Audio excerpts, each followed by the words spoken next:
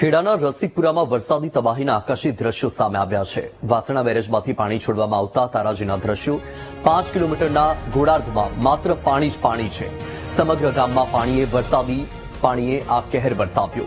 રસિકપુરા, પથાપુર સહિત આ દરેક વિસ્તારમાં આ જ પ્રકારની પરિસ્થિતિ છે।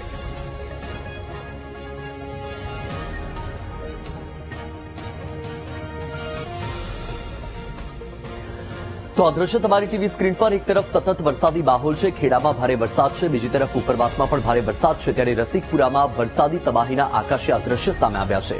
दृश्यमां तमे स्पष्ट जोई शको छो के आसपासनो जे तमाम विस्तार है, लगभग 5 किलोमीटर सुधीनो जे आ गोळार्ध है, त्यां मात्र ने मात्र पाणी ज पाणी जोवा मळी रह्युं छे। एक वासणा बेरेजमांथी पाणी छोडवामां આવ્યું અને આ તારાજીના દ્રશ્ય તમે જુઓ કે તમારી નજર જ્યાં સુધી પહોંચશે ત્યાં સુધી તમને માત્ર ને માત્ર પાણી જ દેખાશે। પછી રહેણાંક વિસ્તાર હોય, ખેતરો હોય, રસ્તા હોય, દરેક જગ્યાએ આ પાણી ફરી વળ્યું છે। 5 કિલોમીટરનો ગોળાર્ધ જ્યાં માત્ર પાણી ને પાણી અને હજુ પણ રાજ્યભરમાં વરસાદી માહોલ યથાવત છે। સમગ્ર ગામમાં આ વરસાદી પાણીએ કહેર વર્તાવ્યો છે। રસિકપુરા, પથાપુર સહિતનો જે વિસ્તાર છે આ દરેક વિસ્તારમાં એ જ પ્રકારની પરિસ્થિતિ છે જે ડ્રોન કેમેરામાં કેદ થઈ છે।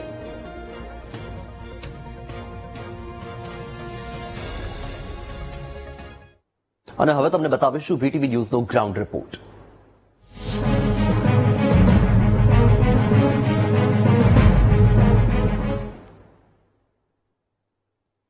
બનાસકાંઠાના થરાદના ખાનપુર ગામમાં જળબંબાકાર। ગામમાં પાણી ભરાઈ જતા લોકોનું સ્થળાંતર કરવામાં આવ્યું। ગામમાં જવાના રસ્તા ઉપર 4-4 ફૂટ સુધી પાણી ભરાયા। પશુ અને સામાન લઈને ગામ લોકો સલામત જગ્યાએ જવા માટે રવાના થયા। આસપાસના ખેતરોમાં પણ પાણી ફરી વળ્યા છે। ભારે વરસાદથી બનાસકાંઠાના સરહદી પંથકમાં ઠેર ઠેર તારાજી।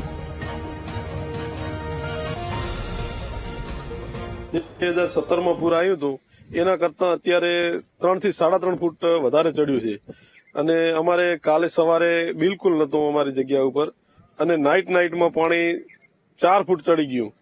અમે રાતોરાત ભાગ્યા અને જે અમારે મેઇન કેનાલથી પૂર્વના ખેતરો છે અમારા ગામના એ ખેતરે જઈ અને અમે હાલ રોકાયા છીએ। અને બીજી વસ્તુ એ છે કે અમારે પાણી થરાદ સિટીનું અને થરાદ અભિપુરાનું ને એ બધું પાણી આવે છે પણ સામે ઓલી બાજુ કોઈ બાજુ નિકાલ નથી પાણીનો। તો અમારા પાણીનો નિકાલ થાય એવું સરકાર શ્રી અમને ગોઠવી આપે। ઢોર ઢોકરને લઈ તો હાલ પૂરી હાલત ખરાબ છે। અમે કાલે સાંજે ગાધેલું છે, હજી ગાધું નથી આ ટાઈમ સુધી, કેમ કે એના બધી વ્યવસ્થામાં ઘરનો સામાન લઈ જવા લાવવામાં મૂકવામાં આટલો ટાઈમ નીકળી ગયો છે। ભેંસો બધું અત્યારે આખું ગામની અંદર પાણી વળી ગયું। નીચાણ વિસ્તારમાં કોઈ હજી સુધી કોઈ દેખવા અમારા ગામની અંદર નથી આવ્યું। કોઈ પાણી નિકાલ માટે કોઈ વ્યવસ્થા નથી। 2015 થી કરીને હજી સુધી કોઈ વ્યવસ્થા અમારા ત્યાં નથી હજી સુધી। હાલ કરીબન 100 કુટુંબો સ્થળાંતર બધે કરી લીધું છે। 100 કુટુંબોએ ખૂબ ખરાબ છે સાહેબ। આપ જોઈ શકો છો મારી પાછળ જે ખાનપુર નાગલાનો રસ્તો રહ્યો ને એ પણ અત્યારે 4 થી 5 ફૂટ પાણી છે અને કોઈ નિકાલ નથી આજ દી સુધી। કોઈ નિકાલ થયો જ નથી। મોટરો મૂકી છે હાલ પણ હવે લાઇટ નથી, એના માટે શું કરવાનું?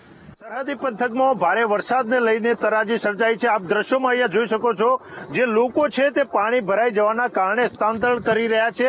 પોતાના ઢોર સામાન સાથે અહીંયાથી સુરક્ષિત સ્થળે જઈ રહ્યા છે। જે પ્રમાણે આ દ્રશ્યોમાં જોવા મળી રહ્યું છે આ થરાદના ખાનપુર ગામના દ્રશ્યો છે। ખાનપુર ગામ જે સમગ્ર ગામ પાણીમાં અત્યારે જોવા મળી રહ્યું છે। આપને જે દ્રશ્યો બતાવ્યું છે અહીંયા તમામ વિસ્તાર છે તે પાણીથી તરબોળ છે, એટલે કે પાણીમાં ગરકાવ થઈ ગયો છે અને જે લોકો છે તે કરી રહ્યા છે। એટલે કે જે પ્રકારે આ જે દ્રશ્યો સામે આવ્યા છે અહીંયા લોકો છે તે પોતાના ઢોર ઢોખર સામાન સાથે બીજે અન્ય સુરક્ષિત જગ્યાએ જઈ રહ્યા છે। પાણી નિકાલ માટેની કોઈ વ્યવસ્થા નથી અને ત્યારે આ ખાનપુર ગામમાં અત્યારે પાણી ભરાઈ ગયા છે। સમગ્ર વિસ્તાર અત્યારે પાણીમાં ગરકાવ થયો છે અને જેના કારણે લોકો ભારે મુશ્કેલીમાં મુકાયા છે। છેલ્લા 24 કલાકથી સતત વરસાદ ચાલુ છે અને વરસાદના કારણે અનેક જગ્યાએ પાણી ભરાયા છે। સુઈગામ વાવ થરાદ પંથકમાં જ્યાં જુઓ તો પાણી જ જોવા મળી રહ્યું છે, ત્યારે લોકો અત્યારે સુરક્ષિત સ્થળે ખસેડવામાં આવી રહ્યા છે। મોગજી ચૌધરી, વીટીવી, બનાસકાંઠા। બનાસકાંઠા જિલ્લાના સરહદી વિસ્તારમાં જળતાંડવ। ભારે વરસાદના કારણે અનેક ગામો સંપર્ક વિહોણા બન્યા છે। સૌથી પહેલા વીટીવી ન્યૂઝની ટીમ સુઈગામ પહોંચી। સરહદી વિસ્તારમાં 2 દિવસથી લોકો ઘરમાં પુરાયા છે। વરસાદના કારણે લોકો ભૂખ્યા તરસ્યા રહેવા માટે મજબૂર છે। અનેક લોકો પશુઓ લઈને અન્ય સ્થળે જવા માટે મજબૂર બન્યા। પાણી ભરાઈ ગયો, મારે કોઈ નીકળવા આરો નતો, કઈ સંજોગે નીકળ્યા હાલે અમારો ઢોર માલ બધો અહીંયા છે, ઘરની વસ્તુ બધી ચીજ ખેતરમાં છે પાણીમાં, અને અમે હાલી નીકળી ગયા રોડે આવી ને એક કોકના સહારે આવી બેઠા છીએ. કેટલું પાણી છે તમારા ખેતરમાં? ખેતરમાં મારા પાણી છે 4-5 ફૂટ જેવું. 3 દિવસથી એટલી ભારે ખૂબ એટલે 15 ઇંચ જેટલો વરસાદ જેનો કોઈ આજથી અંતર, કોઈ અધિકારીઓ કે કોઈ રાજકીય કોંગ્રેસ હોય, ભાજપ હોય, આમ હોય, કોઈ પણ હજી મુલાકાત આવી નથી. વસ્તી બધી ભગવાન ભરોસે છે. હવે કુદરત કરે એ સાચું. બાકી ખેડૂતને મોટામાં મોટું નુકસાન માલમાં અને ખેતીમાં. આખી ખેતી આ ધોવાઈ ગઈ. કઈ રહ્યું નથી. એરંડા હોય, જુવાર હોય, બાજરી હોય, મગ હોય, કોઈ બી આખી ખેતી ફેલ. અને જે હવે કુદરત કરે એ સાચું. બાકી માલમાં અને પશુપાલન, મોટા ભાઈ પશુપાલન અને ખેડૂતને અને નેસડા ગોલક ગામમાં પાટણને 10 ફૂટ પાણી ચડી ગયું. 10 ફૂટ. અમુક તો ઘર છોડે નતા જાય, આખું મૂકીને માલ ઢોર બધું. એમને બચવું તો પડે ને, ક્યાંક તો જવું પડે ને. ખાવાની સુવિધા કોઈ નથી. આ 3 દાડાથી ઘરમાં પાણી વળી ગયું છે. હા તો બહુ પરિસ્થિતિ છે. 2-3 દાડા ખાવાય નહીં, કાધું 2-3 દાડા વરસાદ 2-3 દાડા લોટ વળે છે. ઘણો ઘરમાં રહેવાની સુવિધા નથી ને, ઘરમાં સેટ વળી આવ્યું પાણી. સુવિધા નહીં, શું કરવાનું? ખાવાના 4 દાડા ખાવા નહીં કાધું. વરસાદ એકદમ ખૂબ જ પુષ્કળ વરસાદ આવી ગયો, જેના લીધે અમારે બધા ખેતરોમાં પાણી ભરાઈ ગયું છે. આ જુવારનું વાવેતર કરેલું હતું અને અમારે ખારાશવાળી જમીન હોવાથી પાણી જલ્દી સુકાતું નથી. 2-3 મહિના પાણી પડી રહ્યું છે એટલે અમારે જમીનમાં ખારાશ પણ વધી જાય છે અને અમારે સિઝન પણ ફેલ જાય છે. તો સરકારશ્રીને નમ્ર વિનંતી કે તાત્કાલિક ધોરણે સર્વે કરી પરંતુ રાહત કરે એવી માંગ છે.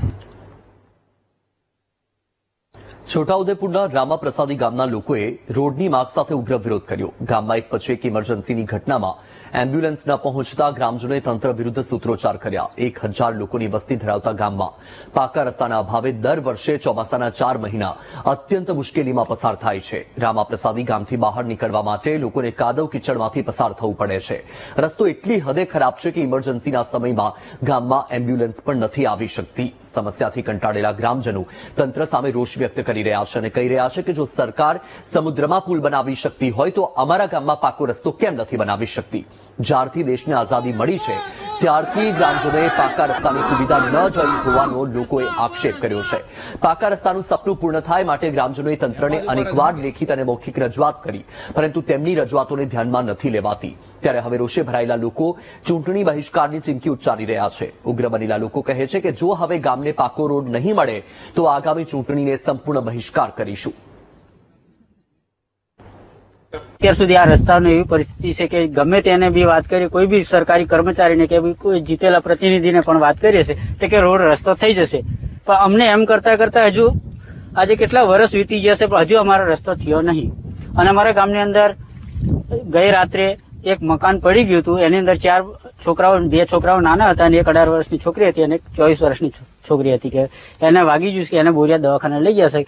હવે એ જે છોકરીને ગામમાં 108 ન આવવાના કારણે અમે ગામ લોકોએ જોડી બાંધીને રામાપરાધીથી બટુપરાધી આશરે 2 થી 3 કિલોમીટર ઉચકીને લઈ ગયા હતા ખરા. કિચડમાં ચાલવા પગથી ચાલી શકાતું નથી, પણ કે ધારાસભ્ય કે તાલુકા પંચાયત ચૂંટાયેલા સભ્ય, સાંસદ સભ્ય, ગુજરાત ભાજપ સરકાર આટલા વર્ષોથી વિકાસની વાતો કરે છે.